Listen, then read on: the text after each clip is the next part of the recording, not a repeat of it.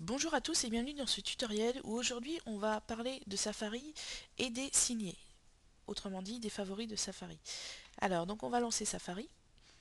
Donc vous voyez que par défaut vous avez quand même beaucoup de favoris qui sont préinstallés. Donc par exemple vous avez la barre des signés, donc cette barre qui se trouve ici. Là elle contient 133 favoris, ou 133 signés plutôt.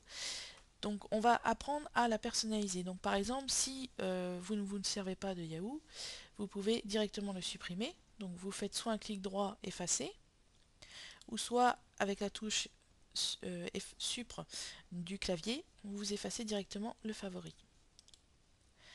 Donc là vous voyez on a Apple et information. Donc on retrouve ces deux dossiers dans la barre dessinée.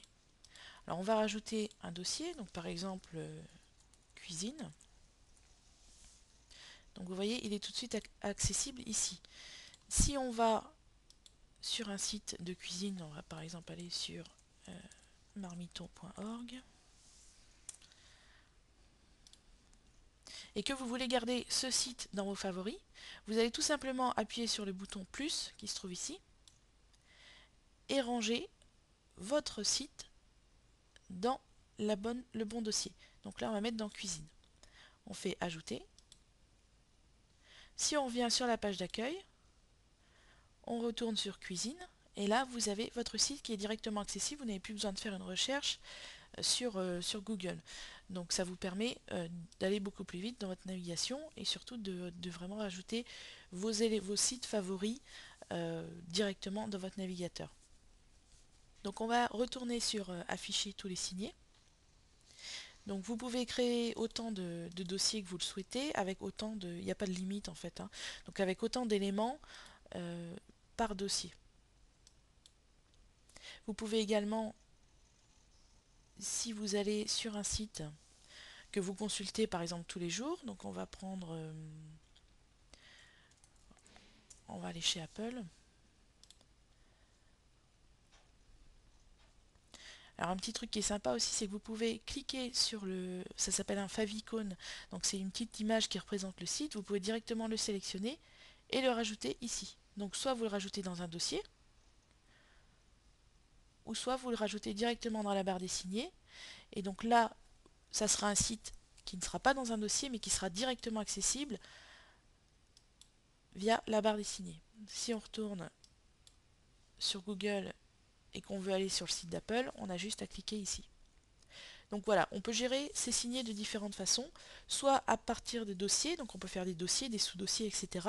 Ou on peut directement mettre les sites les plus consultés dans la barre des signés sans passer par des dossiers.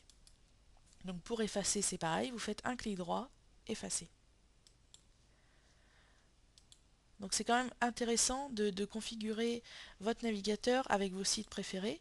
Ça vous fait gagner du temps et surtout ça vous permet de ne pas oublier certains sites qui sont intéressants. Et c'est vraiment personnaliser votre logiciel. Voilà, donc vous avez également dans les collections, vous avez l'historique, donc qui vous permet d'aller voir où est-ce que vous êtes allé, où est-ce que vous avez surfé aujourd'hui, ou après ça peut être demain, après-demain, etc. Les flux RSS également. Donc ça, on avait déjà fait un tutoriel pour expliquer à quoi ça servait et leur utilité, hein, ce qui est vraiment très pratique pour être au courant des sites qui sont mis à jour régulièrement, sans avoir besoin d'aller sur le site forcément. Voilà, donc pour les signés, donc on a vu également dans le tutoriel précédent, dans les préférences, qu'il fallait activer la navigation, dans signer, pardon, qu'on pouvait également inclure le carnet d'adresse. Donc ça, on le verra dans un autre tutoriel. Donc vous avez des réglages ici à effectuer pour vraiment personnaliser votre logiciel. Voilà, donc j'espère que vous y voyez un peu plus clair au niveau des signés, comment vous pouvez les organiser, etc. Voilà, je vous souhaite une bonne continuation sur votre Mac.